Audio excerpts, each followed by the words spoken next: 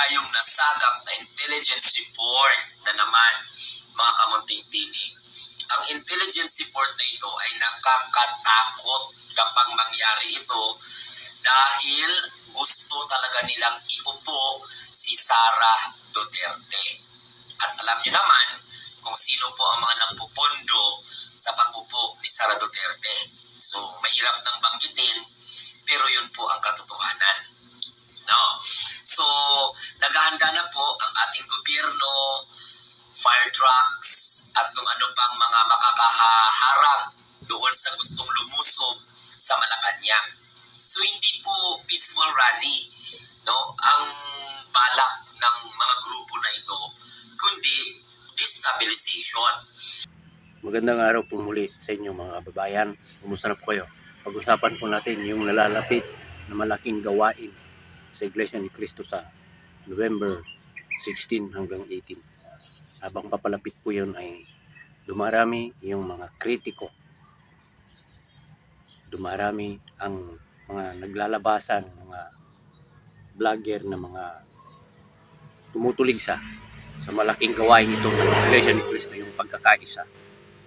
Gaya nung nagdaang mga pagkakaisa noong nakaraang January 13 at noong eleksyon, May 12 yun. Ngayon, bumabanat na naman itong si Munting Tinig TV. Munting Tinig TV. Ayon sa kanya ay may isang grupo na magsasagawa ng hindi daw peaceful rally. Sino bang grupo ang magsasagawa sa 16? Binanggit niya sa unahan ng kanyang video na yan. 16, 17, 18 magsasagawa ng rally ang Iglesia ni Cristo. At meron siyang binabanggit na iba pang grupo. Malaking relihiyon din daw nasasama. Hindi ko alam kung sino yan. Pero ang nakatagdang magsagawa ng rally sa 16, 17, 18 ay Iglesia ni Cristo lamang. Walang ibang relihiyon. Kung mayroon man, hindi natin alam kung sino-sino yung mga yun. Sapagkat ang Iglesia ni Cristo nagpahayag sa social media, sa TV, na magsasagawa ng rally 16, 17, 18. Hindi kagaya ng sinasabi niya na lihim na magsasagawa ng mga gawaing ganyan. Mayroon bang nililihim ang Iglesia ni Cristo? Wala. Lahat nakapublic. Alam ng gobyerno kung ano-ano ang pinagdadaldal. Sinasabi niya na destabilization daw yung gagawin. At pinabanggit niya na handang-handa na yung gobyerno para proteksyonan yung Malacanang. Para bagang pinapalabas niya na ang Iglesia ni Cristo ay papasok sa Malacanang para pabagsakin yung namumuno ngayon, yung presidente ngayon. Hindi daw para sa transparency ang gagawin, kundi destabilization daw. Ayon sa kanya. At nakamonitor daw ang lahat ng gawain ng Iglesia ni Cristo. Ang mabuti po ay tuloy po natin yung kanyang video. Sapagkat binabanggit niya na may individual daw na nasa loob ng Iglesia ni Cristo na nagsasabi sa kanila, grupo, kung ano yung ginagawa sa loob ng Iglesia ni Cristo. Ang mabuti ay ituloy po natin yung kanyang video. Binabanggit niya na pinapalabas niya na gustong paupuin ng Iglesia ni Cristo si Sara bilang magiging presidente. Ang dami po kasing nagtatanong kung ang gusto ng Iglesia ni Cristo at ng relihiyon na isa pa na malaki na ipaabot ang mensahe ng transparency at tapos ay manghikayat na pahalagahan ang essence ng kapayapaan, bakit mo kailangang ilihim, no, ang inyong mga nabisto.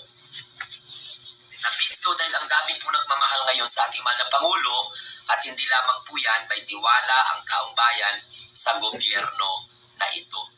Kaya whether you like it or whether you like it very much, those who wanted to destabilize our government, oust the president, and install Sara Duterte became the president. Ninyo, sabi niya, katarantaduhan daw ng magrarally sa November 16. Ibig niya sabihin, Iglesia ni Cristo. Hindi daw palalabasin ng gobyerno. Ano ba ang ginagawa ng Iglesia ni Cristo masama? Bakit ganyan na lang ang pag-iinit ninyo? Ganun na lang kung pag-initan ninyo ang Iglesia ni Cristo. Mayroon bang nililihim ang Iglesia ni Cristo? Lahat ng gawain ay hayag na hayag, lantaran, kitang-kita ng maraming tao. Pinagsasabay-sabay na ngayong pagtulong, paglingap sa iba't ibang dako. Walang inililihim ang Iglesia ni Cristo. Yung paglingap, pagtulong sa lahat ng lugar, nasalanta ng kalamidad, mga individual, hindi lang isang tao, hindi lang isang pamilya, hindi lang dalawa, hindi lang tatlo. Marami. At walang pinoprotektahang sino mang politiko. Pagkatapos sinasabi mo ngayon na yung gagawing rally ay hindi para sa transparency. Binabanggit mo ito ay para i-destabilize yung gobyerno. Ayaw ng Iglesia ni Cristo na pabagsakin ang pamahalaan. Ayaw ng Iglesia ni Cristo ang kudita, rebellion. Ayaw ng Iglesia ni Cristo ng ganun. Ayaw ng Iglesia ni Cristo ng kaguluhan. Ang gusto ng Iglesia ni Cristo ay kapayapaan. Magkaisa yung mga namumuno sa pamahalaan.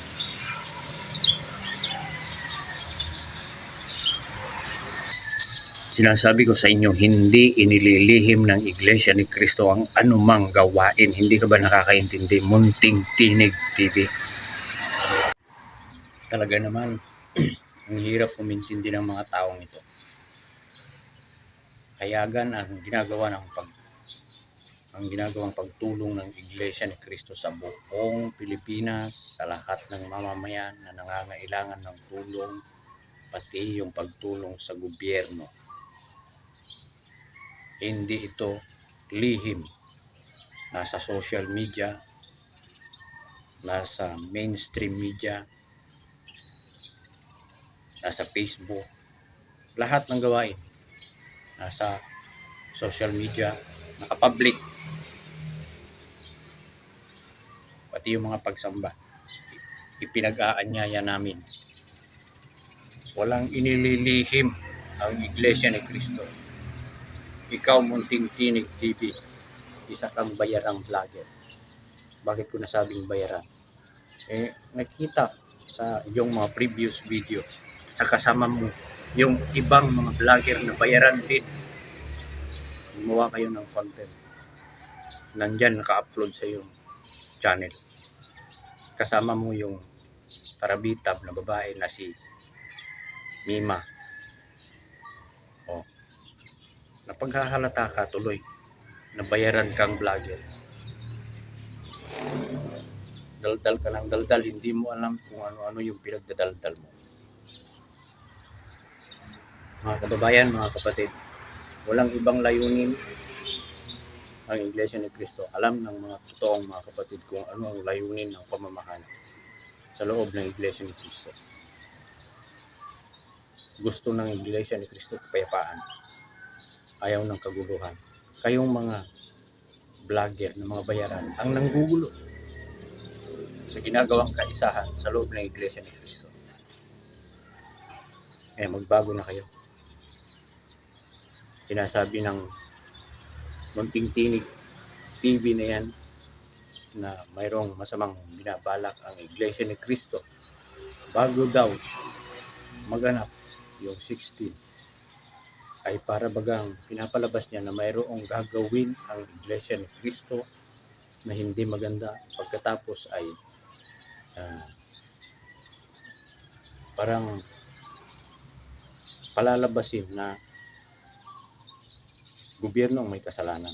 Subalit pinapalabas niya ngayon sa aking obserbasyon, may lihim na gagawin ng Iglesia ni Cristo bago yung November 16 na hindi maganda. At ayon sa kanya ay bistado daw. Hindi ganon ang isipan ng Iglesia ni Cristo. Napakasama mong mag-isip, magbago ka.